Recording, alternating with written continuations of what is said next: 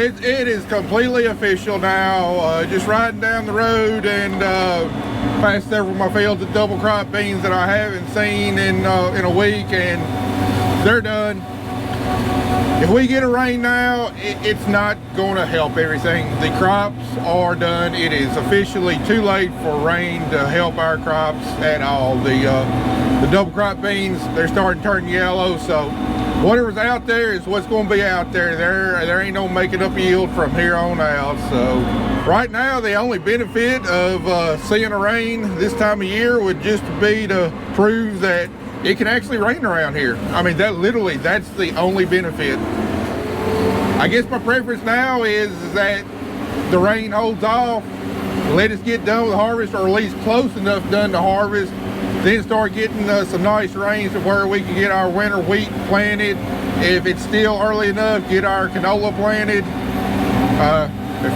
If it's too late for canola, we'll file preventative planting on it, but it's official. 2025 has thrown in the towel, and what we got's what we got.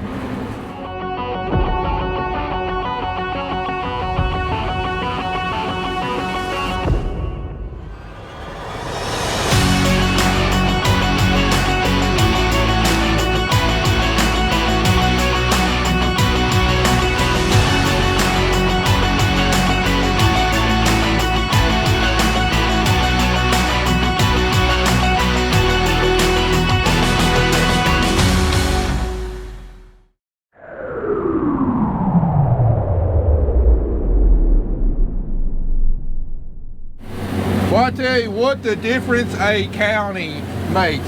You know, here for several days there in Crockett County on that old tough hill ground, I've been scratching and clawing and abusing this tractor to get this ripper to go through this tough, dry soil. For the most part, topping out about 2.2 to 2.5 miles an hour, and a lot of other cases just bringing the tractor to a standstill until I raise the hitch up a little bit. Here we are up here on Madison County. We're cruising along 3.6 miles an hour. You know, it's like it's got plenty of moisture in the soil, like it was pulling last year, but it doesn't. I'm not going to say that I don't need a bigger tractor for this ripper, because I actually do. But the tractor's doing a whole lot better job pulling it up here than it ever was back in Crockett County, and that just showcases the differences in my farms from county to county. I know y'all heard me mention, you know, a lot of times, like, oh, we're going to see better yields when we get up into Madison County, and for the most part, it's true. You know, we farm in the southeast edge of Crockett County, about 4 miles from the county line, and then we farm in the northwest corner of Madison County, and the furthest we farm into Madison County is about 5 or 6 miles. You know, we're close together, but it seems like as soon as we cross that county line, there's a huge difference in the soil type when we get up here. And a lot of the reason is we've got really the same soils, but the farms that I farm in Madison County are generally a lot more level. We don't see the extreme up and downs. And as a result, over the course of the decades that this land has been worked, this ground in Madison County hasn't been eroded quite as bad. And I know I've beat the term frangipane, I've beat it like a dead horse for over the last year or so, but I mean, it's real. It's our main limiting factor. And the fact of the matter is, in Crockett County, where the soils have been more eroded, that frangipane is that much closer to the soil, giving us less effective rooting depth. And then when I'm trying to rip it, I'm trying to rip down into that frangipane, which is about as natural of a concrete as you can get. I'm trying to bust it up, and it just pulls so incredibly hard. Whereas right here, I think my ripper's pretty much pulling through topsoil. It might be tickling the top of the frangipane, but the frangipane is deeper up here, thus giving us a lot more effective rooting depth, more water holding capacity and everything. And that's generally the reason why we see such better yields up here in Madison County. And then not only that, I really don't know why, but it seems like right here in the edge of Madison County, it catches a few more rains every year than my farms back there in Crockett County do around the shop. I don't know why that is, but that seems to be the case. I know this year's the case. It didn't catch very much more rain, but I mean, this year, you know, we probably got an extra half inch up here. You know, that extra half inch, I mean, it could be crucial. But I mean, me pulling this ripper, it's just a prime example of why, when I say, you know, we'll likely see better yields in Madison County, that's the reason why. We got better soil, we got more topsoil up here. All right, well, the lights outside are off and the lights on the tractor are on, but we finally got the drill empty, and I'm gonna top it off before we go home. So let's start all this dusty process. I'm not gonna bore y'all and make you watch the dust. Well, you can't even see in there anyways. Y'all know what the bottom of a drill looks like. Anywho, I'm not gonna bore you with the blindness of dust. I'm gonna try and bear through it myself. So get this filled up and take that truck to the house.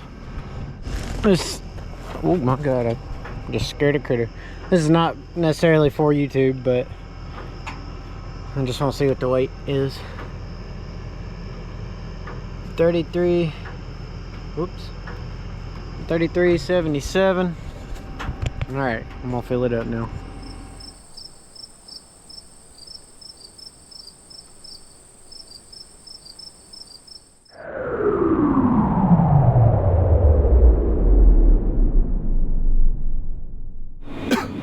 All right, we're doing a little unscheduled work today on this Sunday. We was rolling along real good last week. Got a lot of cover crops planted. Just about got done ripping. Got started planting cotton defoliation, and we was going to do some more this week. Starting tomorrow.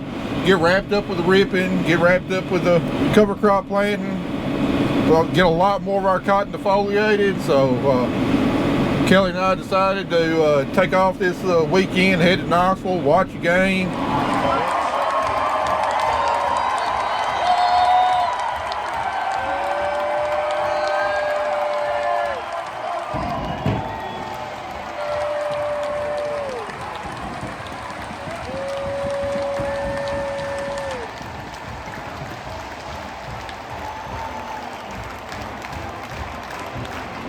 Well, yesterday the weather forecast changed. Started seeing reports of widespread rain in our area for multiple days. Now today they're calling for upwards of potentially like 4 inches of rain over the coming week. I mean, we've actually got a 50% chance of rain today, and a couple of my fields in Madison County actually got a little bit of a shower on them. So we're having to speed up our timetable a little bit, especially with the cotton defoliation, because we don't want this rain to move through and then it dry up and then have to defoliate then and just delay cotton harvest that much more. I mean, we want this stuff getting ready to pick. So we rushed back from Knoxville and going to try and get 2 more loads of cotton defoliant spray today, which will be about 132 acres. To go along with the 60 acres we've already got defoliated. That'd be a real nice start on defoliation. The rest of my cotton is not quite ready to defoliate yet. It needs just a little bit longer. But really can't do anything about the ripping or the cover crop planting. I think we'll be able to get some more in tomorrow. But this defoliant, some of this defoliant's got a pretty long rain fast on it, and I didn't want to risk spraying it tomorrow just to have it rained off. So that's why we're doing that today. Then Andy and I will try to get a lot of that ripping and cover crop planting done tomorrow. Not gonna lie, I mean, I'm super excited about the potential of return of rain to West Tennessee. You know, but I'm about 50-50 on it. You know, it's not going to benefit this crop at all, except for helping getting my cover crops up and giving us some moisture to plant canola in. As long as we get a decent enough amount of rain, it's going to delay harvest and us getting done and wrapping up this miserable crop. But I'm not gonna lie, it will be nice to see it rain again here and just prove that we're not turning into this, and just prove that we're not turning into the new Sahara. And actually, to be honest, I mean, if it does decide to start raining tomorrow, I mean, I'm not going to complain, don't get me wrong. But ideally, it'd been better if it waited, say, towards the end of the week. Get all of our cover crops drilled, get all the ripping done, get all of our cotton defoliated with the first pass, and then also having some aerial seeding done on a lot of cover crop on our double crop beans and stuff. And they were actually supposed to get started last week on it, but had some things come up with scheduling and they weren't able to get started on it. and having multiple days chances of rain is ideal for some aerial seeded cover crop. And I mean, they're supposed to get started on it in the morning, but you know, spreading it with a drone is going to be a pretty slow process. They're going to have 2 drones running, and I have my doubts on how much ground they're actually going to be able to cover before we do get rained out, if we get rained out. Still a big question. Still hadn't rained yet. Hadn't hardly rained in 81, 82 days now. So until I actually see some rain, yeah, I'll believe it when I see it. Let's put it that way.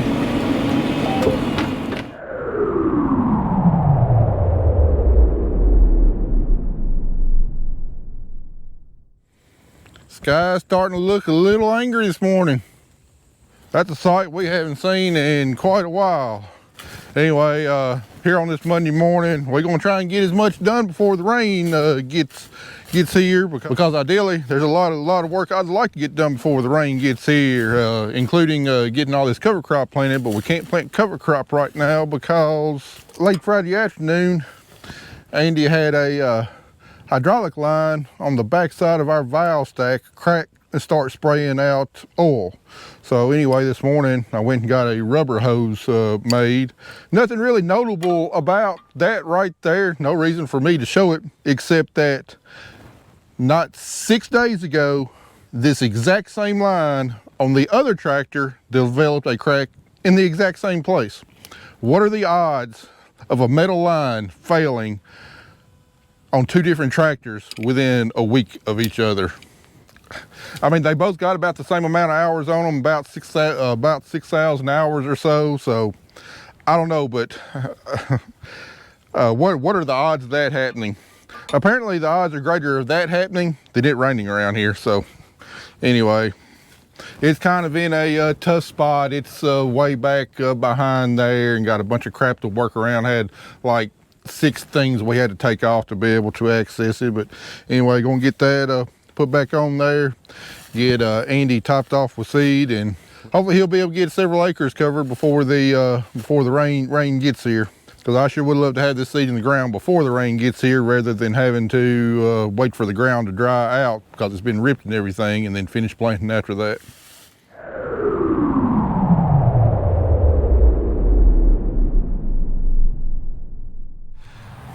I don't know if you're going to notice that or not, but windows on this tractor pretty clean. So is the tractor.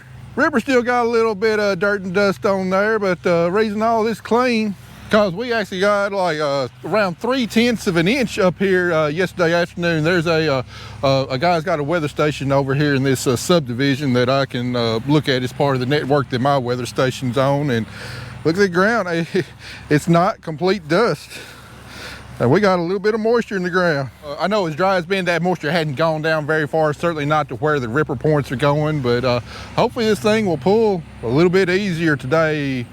I got grand total, there's at least about 30 more acres I'd love to get done. We still got, a lot more on this farm, but a lot of it's in that bottom where I was making, 300 bushels in several places, and I don't think I need to touch that soil, but there's some other places around this farm that I think could definitely benefit from ripping. So we'll get this thing fired up, and sky's still looking threatening, but I think we got a few hours. Well, we've done a few more acres so far. However, it is kind of been slow going over here in these 2 patches where we had cleared. I tried to pick up and avoid a lot of it, but unfortunately I was not quick enough in parts of it and snagged some roots, and I've broken a total either 2 or 3 shear bolts this morning where we snagged some deep roots. So, but I gotta say, with this 3/10 of moisture that we got yesterday, the ripper is pulling better. It's pulling a little bit easier, not struggling as much. But the big thing is back there, there ain't no dust. No dust at all.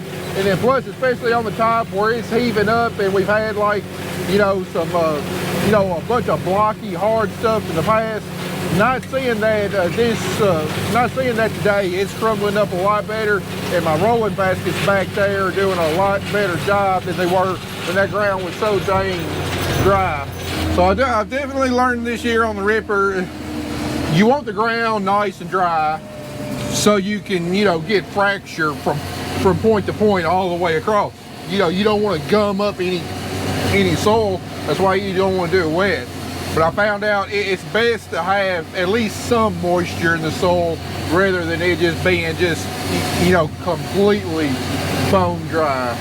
You know, where it was so dry when we ripped, I mean, I think it did a good job as far as fracturing all the soil and getting down in that fracture pan, breaking it up, plus any kind of compaction we had close to the surface. I mean, I think it did a great job of doing that, but I think it left our fields a little rougher than what I'm gonna like, just because in the really compacted areas, I mean, it just brought up chunks and blocks that the crumbling baskets, you know, just couldn't break down. And I say it's pulling easier, but then we get on the side of this hill and there's definitely a few hard spots out here.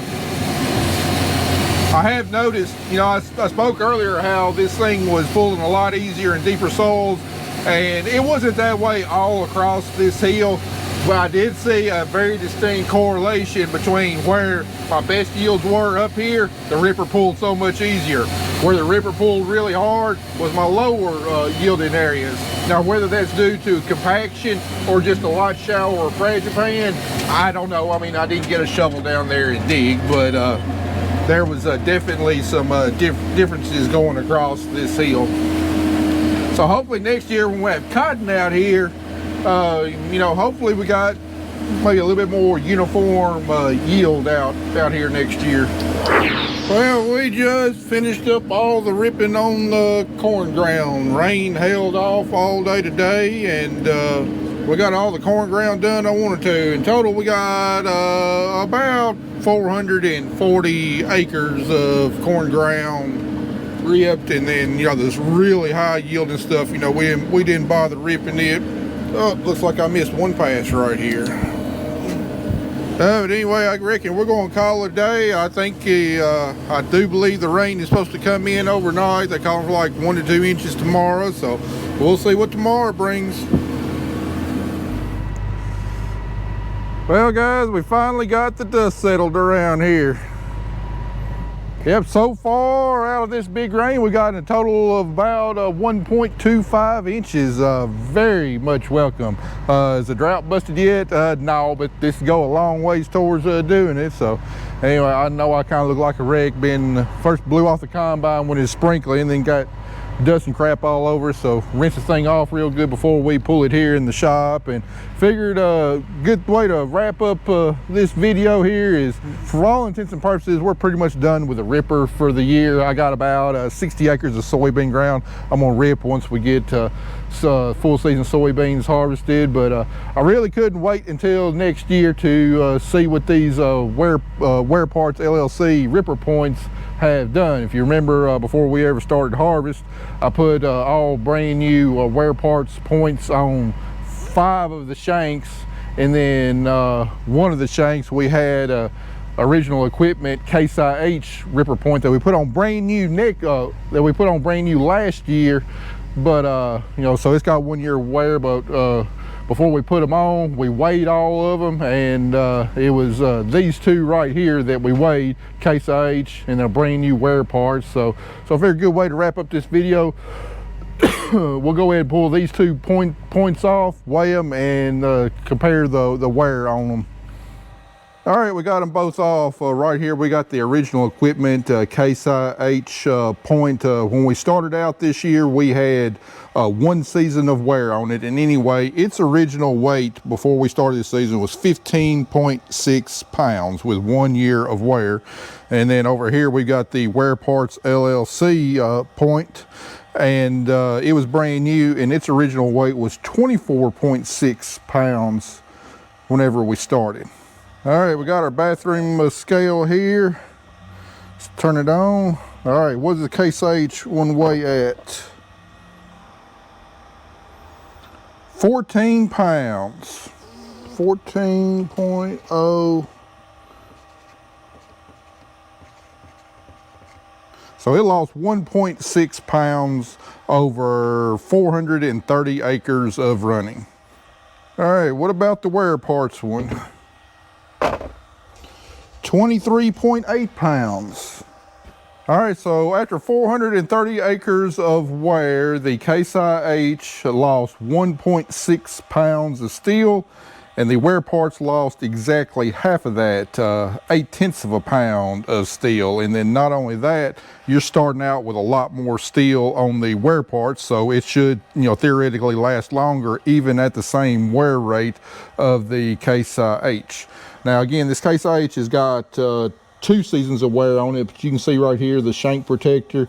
You see it's eat away a whole lot. Whereas the Wear Parts one, I mean, I can't visually identify any wear on it whatsoever. The only wear I've been able to see is right here at the tip. It was flush all the way across, and it's basically sharpened itself real sharp right there, and it's worn away right there at the tip. So just like we saw on our planter disc openers, the Wear Parts are definitely lasting quite a bit longer. And since, these don't have any bearings in them like our planter disc openers do, I have high confidence in saying that these Wear Parts, they're worth the money. They are a little bit more expensive. Maybe, I don't remember the exact price, of maybe these Wear Parts might be maybe $40 to $60 more expensive than what the Case IH ones are, but they will last a whole lot longer and will definitely get you that $40 to $60 worth of money back. I thought about figuring it as a percentage lost, but since the Case IH one has a lot lower initial weight than what the Wear Parts does, the percent of steel lost on the Case IH I think would be skewed a lot higher than what the Wear Parts one was. But basically the only thing we need to know is that the Wear Parts is wearing half as fast as what the Case IH one is. So anyway guys, that will do it for this video. These next few days, we're just going to be spent here in the shop. We got to get our combine changed over to soybeans, get it greased and everything. We're going to have a little bit of work that we need to do to our drill during this time. We got to get our planter out, get it ready to plant canola. Just got a lot of odds and ends we got to do that we haven't been able to pay attention to because we've been literally busy in the field every single day. So we'll try and get things cleaned up, shaped up, and ready to go again for when it dries up. I hope this isn't the last round of rain we got. That 1.25 inches, it was super nice, but I'd like to get a little bit more on top of that just to force some moisture further down in the ground so our cover crops, don't have to worry about them dying when they come up. The same way with the canola and everything, because you take 1.25 inches of rain, and once it saturates and starts percolating down through the soil profile, it doesn't really become very much at all. So definitely need a lot more rain to bust this drought and ensure our fall crops are going to be successful. But I ain't gonna lie, it sure does feel nice to have a little mud on my boots again.